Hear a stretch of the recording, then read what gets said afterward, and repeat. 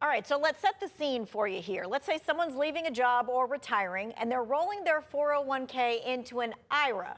Okay, so that's the scene. Here's the question. Is there ever a reason not to just roll over everything the way most people assume you're supposed to? Yes. Okay, so Matt Landon, CEO of Senmax and Financial Group, is joining us today. So let's talk about when and why that is. So there's a whole host of reasons. Okay. One of the big ones, in my opinion, that gets missed a lot is what's called an NUA, net unrealized appreciation. This is a process where you actually take company stock. So let's say you work for an employer that has a publicly traded stock and you've purchased it inside of your 401k. You can actually roll that to an after-tax account and you only have to pay capital gains on what you paid for. So the way it works is, let's say you bought a stock for $1,000 inside of your 401k and it's grown to $40,000.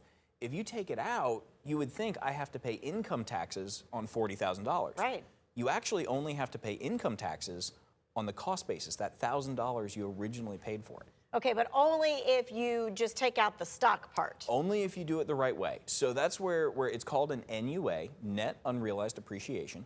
And this is a process, it's just one of the many tools you can use when you're looking at your 401k and taking distributions or rolling funds out. You don't just want to automatically push everything into an IRA or a Roth account. You really want to look at all options on the table before just defaulting to that. Okay, because some people buy stock but also then put in cash. Correct. So you would only be rolling over the part that is the stock part. Yep, and so that's where the devil's in the details. If you know, I'm sure you've heard that expression, and that's where if you do it the right way, it can be significant tax savings. If you do it the wrong way, there can be penalties. So like anything else, I think it's important to sit down with somebody who's gone through this process before and have assistance and kind of walk through, does it make sense? What are the pros? What are the cons? But the long and short of it is, I would just say, if you don't take anything else away from what I've said, is keep in mind, no matter what we're talking about, whether it's a 401k, your Social Security, anything else, you always want to think about it through that tax lens. How is this affecting my taxes? And is there anything that we can do beyond just the standard, just roll it over and then go from there?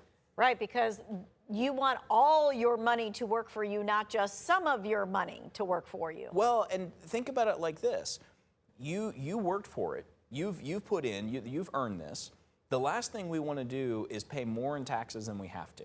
You know, there's a certain amount we're supposed to pay, and let's pay that.